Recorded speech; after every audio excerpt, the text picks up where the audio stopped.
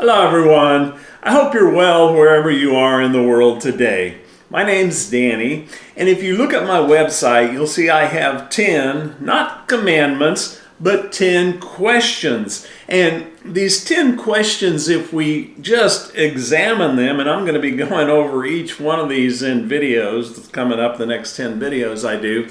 But if we just look at them without projecting our sacred cow doctrinal beliefs onto them and just let them be judging from history, the Bible, and just common sense, we'll be forced to change our understanding of what Christianity is.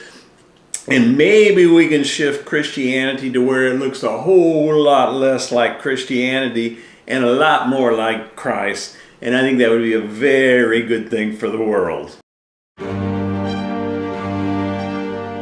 So the first question I want to cover out of the 10 is the question, why is it even important to believe the doctrines of the Christian faith? And I've asked Christians this, and they look at me like, well, I mean, you got to believe. Well, Jesus said you got to believe.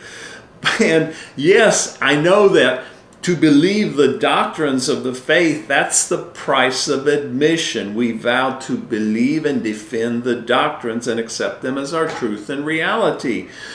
And Christianity could not exist in its current form without us believing the doctrines, because it is our belief in the doctrines that empowers the system. But we should know the answer to why do we need to believe the doctrines before we pledge our life and 10% of our lifelong income to the system. So say I'm going to join the Catholic or Mormon or Baptist or Jehovah's Witness religion. I first have to agree that yes, I am going to accept the doctrines of the faith as my truth and reality. So what I'm doing is I'm entering into kind of a collective consciousness or a shared reality with a group of people who all have agreed that yes, this is truth and this is who I am. So I'm a Baptist or a Catholic or a Mormon or whatever. And there are benefits to this because we have a social network of like-minded friends. We have an identity and we are part of something that's bigger than us, and we have the belief that we're going to go to heaven when we die.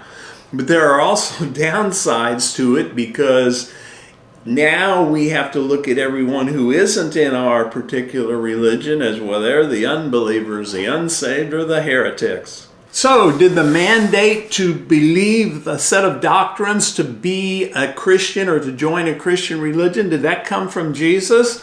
Well, if we just look at this tiny part of the Bible here, the Gospels, that is actually Jesus' life and message, we see that this is what he taught. These are the things that he taught. When he said, if you love me, keep my commandments, this is it. And when he said, if you continue in my words, then are ye my disciples indeed, and you will know the truth, and the truth will set you free. This is what he's talking about. When he told his disciples to go into all the nations and teach them to observe all the things I have told you, this is what he was talking about. And there's nothing in here that belongs to any Christian religion, nor is Jesus the sole property of any Christian religion. These are timeless, universal principles that transcend race, religion, or nationality. And if we all would begin to live by these, we would find peace within the kingdom of heaven, and we could manifest the kingdom of heaven here on earth. But then years passed, and the people who had actually seen Jesus and the disciples, they all died. And in the 2nd and 3rd century, these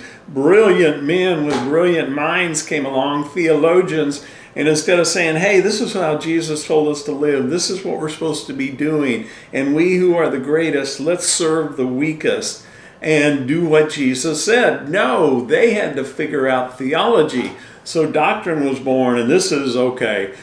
Was Jesus born of the Father before all ages? Was he begotten? Is he of the same substance as the Father, or a similar substance? Did the Holy Spirit proceed from the Father, or from the Father and the Son, both? And all of these totally irrelevant questions that nobody knows. They didn't know either, but they made it up and they said, no, we believe this. He was born of the Father. No, he was begotten. And this ended up in factions.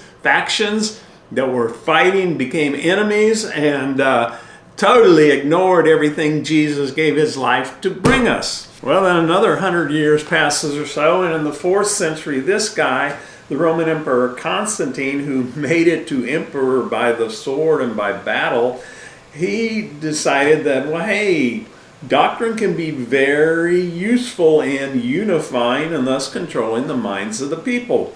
So he called 318 different theologians and bishops from all around the empire to be his guest at his palace for 3 months, where they hammered out the official state-sanctioned story of Jesus and the marriage of church-state. And they gave us the Nicene Creed, which is the official story of Jesus, that God is a Trinity separate from us, that we're sinful, that Jesus came to die to save us, and we pledge our life and our allegiance to the Holy Catholic Apostolic Church, because they're the ones that will get us to heaven. And 50 years later, the Edict of Thessalonica was signed by another emperor, Theodosius, that mandated every citizen of the Roman Empire to convert to Catholic Christianity as spelled out in the Nicene Creed. Now, it's not hard to understand that when a totalitarian government says, okay, this is what God is like, and this is what you are to believe, and here's a priestly hierarchy that is going to tell you what you're to think and how you're to act, and they force it on people under threat of death, well, after a couple generations go and children are born into this system, they don't know any difference, so the system kind of takes on a life of its own, and it just becomes self-perpetuating until people see how the system works. So the doctrines were used to unify the minds of the people so a priestly hierarchy could live lives of wealth and power off of controlling the minds of the people. And this is exactly like the priestly hierarchy that Jesus stood against and that killed him, where a priestly hierarchy was living lives of wealth and power off of controlling the minds of the common people by their doctrine. So that's the reason doctrine is necessary. It's not necessary to know Jesus or to follow Jesus, or I don't think Jesus cares. I think he doesn't want us to believe doctrine, but he does want us to live by these things. So I hope this made sense to you. The next video is going to be on, do we need a organized structure to follow Jesus? So I hope you catch me on that one.